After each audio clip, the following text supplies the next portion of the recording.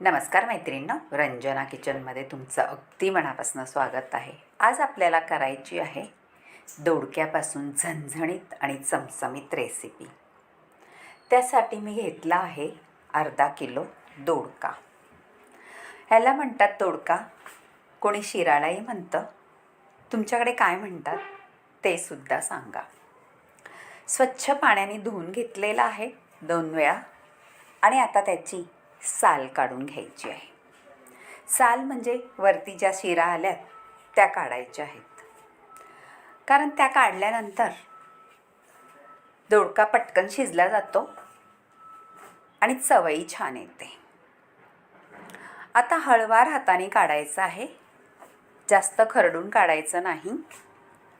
फक्त वरच्या थोड्या शिरा निघाल्या का आपलं पदार्थ रेडी होतो. आणि शिरा काढल्यानंतर परत आपल्याला थोडंसं पाण्याने विसळून घ्यायचं आहे, म्हणजे काही लागलेलं असलं हाताला वगैरे किंवा दोडक्याला ते निघून जातं. छान पटकन निघते साल, काहीही वेळ न लागत असे शिरा निघायला. मी करून घेते आणि मग पुढची कृती पाहू. हे पहा, झालेले आपल्या शिरा काढून आता आपल्याला कापून घ्यायचं आहे. मैत्रिणींनो, शिराळं म्हटलं का खूप सारी लोक कंटाळा करतात खायचा, पण ह्या पद्धतीत तुम्ही बनवा म्हणजे तुम्हाला आठवड्यातनं 2दा तरी बनवायला सांगतील, इतकी छान रेसिपी होते. आता आपल्याला काप करून घ्यायचे आहे आणि मध्येसुद्धा काप द्यायचे आहे. त्याकरता मी घेतलेलं आहे पहा, जिरं, बडीशेप आणि आपले धणे. हे सगळं आपल्याला घोळून घ्यायचं आहे, म्हणजे भाजून, आणि त्याची पावडर करायची आहे. जास्त बारीक नाही करायची, थोडी मोठी मोठीच ठेवायची आहे. कारण असा आपण मसाला भाजून घेतो म्हणजे धणे, जिरं आणि बडीशेप, त्याचा स्वाद अगदी अप्रतिम येतो.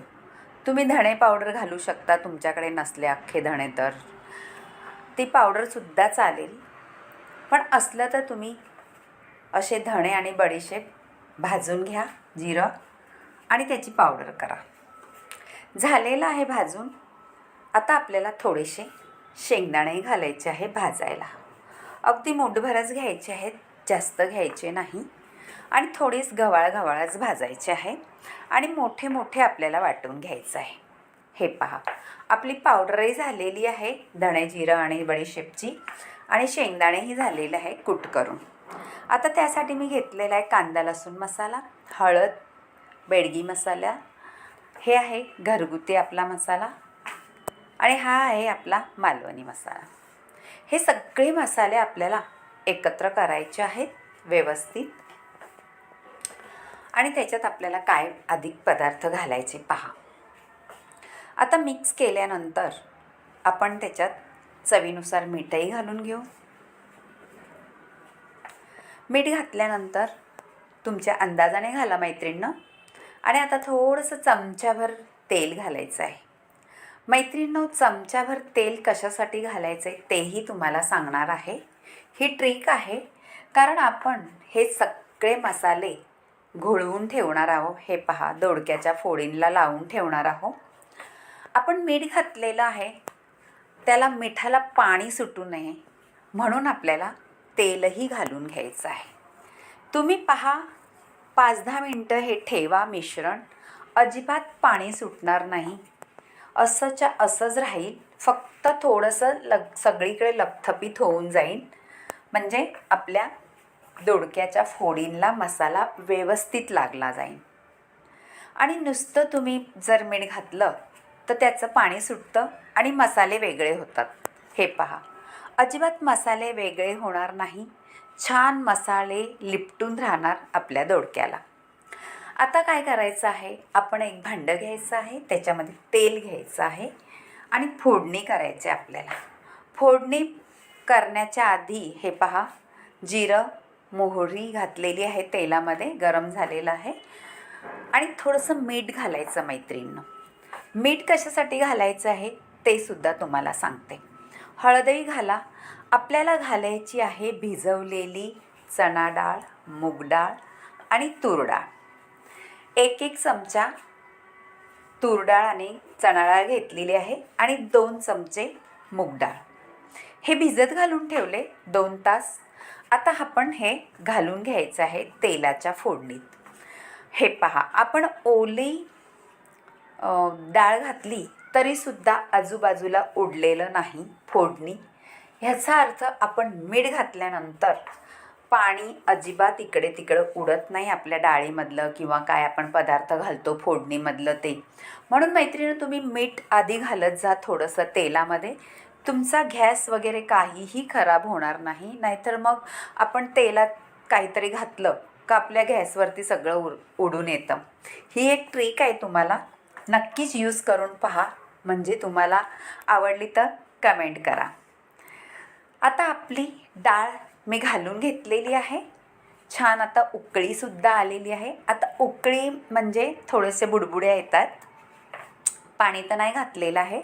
त्यापूर्वी आपल्याला घालायचा आहे कांदा आणि टोमॅटो. मैत्रिणींनो, फोडणीमध्ये कांदा आणि टोमॅटो घालायचा नाही.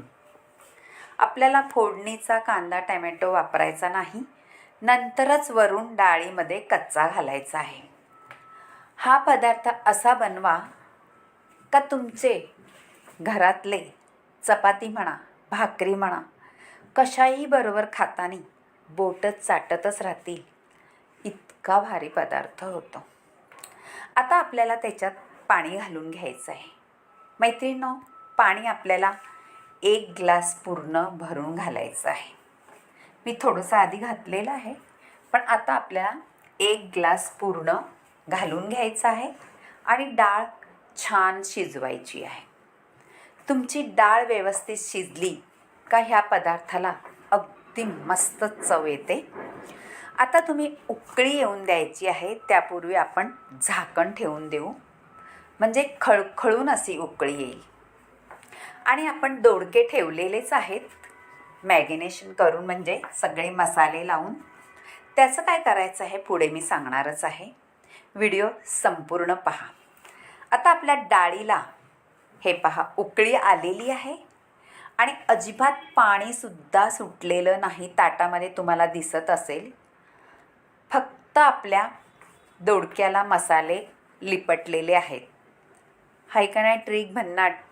अशीच करून पहा, म्हणजे तुमची भाजी अप्रतिम तर होईलच, पण भातासोबत किंवा चपातीसोबत, भाकरीसोबत, तोंडी लावायला कशाही सोबत खाल्ली तर बोटं चाटून पुसूनच खातील.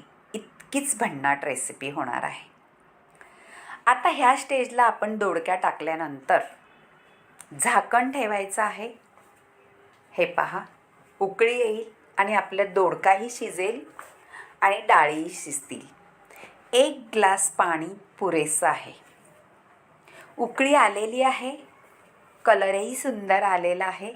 थोडं आपण हलवायचं आहे, जरा उलटं पालटं करून घ्यायचे, म्हणजे दोडके वर खाली केल्यानंतर सगळीकडून शिजले जातील. हे पहा, परत आता आपण झाकण ठेवून घ्यायचं आहे आणि शिजवायचं आहे. मैत्रिणींनो, उकळी खळखळून आली का छान आपले पदार्थ शिजणारच आहे. पण मोठ्या गॅसवरती ठेवू नका, स्लो गॅसवर शिजवा. अगदी भारी अप्रतिम चटकदार रेसिपी होते. आता पाहू आपण डाळ शिजली का. तो पूर्वी आपण बघणार आहोत.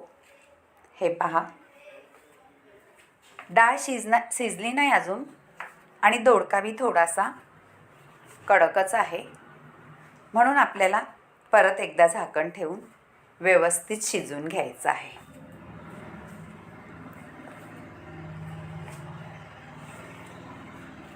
आता परत हलवून आपण पाहू आपला दोडका किती शिजला आहे तो. आणि त्याच्यानंतर आपण गॅस बंद करू आणि वाढून घेऊ. ताटात ठेवली तर नक्कीच शिल्लक राहणार नाही. आणि 1 चपातीऐवजी 2 चपाती खाल इतकी भारी रेसिपी झालेली आहे. करून पहा आणि रंजना किचनला लाईक करा, शेअर करा, कमेंट करायला विसरू नका. वरून कोथिंबीर घाला आणि गार्निशन करा आणि हलवून घ्या. कोथिंबीरचा स्वादसुद्धा तेवढाच भारी येतो. तुम्हाला आवडली तर तुमच्या मैत्रिणीची शेअर करा. कलरही सुंदर आलेला आहे आपल्या भाजीला, पाहू शकता. बाय बाय मैत्रिणींनो, भेटूया पुढच्या रेसिपी.